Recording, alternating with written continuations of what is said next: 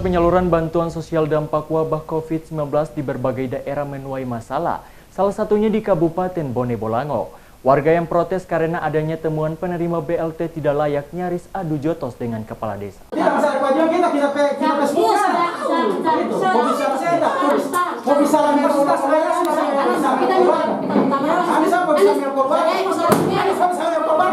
Keributan ini terjadi saat sejumlah warga mendatangi kantor desa Bongohulawa, Kecamatan Tilongkabila, Kabupaten Bone Bolango, Selasa siang. Warga datang untuk mempertanyakan bantuan langsung tunai atau BLT dampak COVID-19 yang diduga bermasalah. Mereka terlibat adu mulut dan nyaris adu jotos dengan kepala desa setempat. Keributan ini membuat pertemuan yang tadinya berlangsung damai berubah ricuh karena kedua pihak tidak bisa mengendalikan emosi. Keributan ini baru reda setelah seorang anggota DPRD Kabupaten Bone Bolango yang juga warga setempat datang menenangkan situasi. Harus diletakkan di atas keluarga Anies. Yang seharusnya Anies, yang seharusnya. Protes warga desa Bongohulawa itu dipicu temuan data penerima bantuan langsung tunai atau BLT yang dianggap bermasalah. Pasalnya terdapat nama-nama yang harusnya tidak layak sebagai penerima BLT.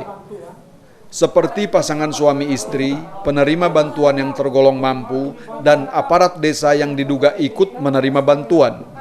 Masalah ini ditemukan warga setelah melihat di papan pengumuman daftar penerima bantuan langsung tunai atau BLT dampak COVID-19 yang dipasang di kantor desa. Menanggapi hal tersebut, Kades Bongohulawa Iwan Nusi mengakui masalah data penerima bantuan langsung tunai itu dipicu data dan aturan pemerintah pusat yang berubah-ubah membuat pihaknya kesulitan mengelola data. Untuk itu pihaknya berharap peran masyarakat untuk memberikan informasi dan koreksi jika menemukan daftar penerima BLT yang tidak layak sehingga bisa segera diperbaiki. Mengapa ada data yang ganda? Itu yang saya sudah sampaikan dari awal dari awal tadi.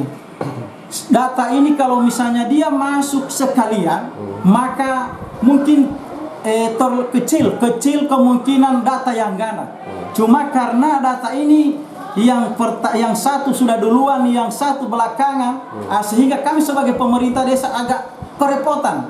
Yang namanya yang ada di sembako perluasan kemudian ada di BST pusat, sehingga kami komunikasi terus dengan dinas. Jangan sampai kami sebagai pemerintah desa salah mau memvalidasi data itu. Sementara itu, menanggapi carut-marutnya bantuan sosial dampak COVID-19 ini, Faris Jali selaku anggota DPRD Bone Bolango mengatakan, masih banyak kekurangan dan masalah karena sulitnya mengolah data untuk penerima bantuan pusat, provinsi, dan kabupaten kota.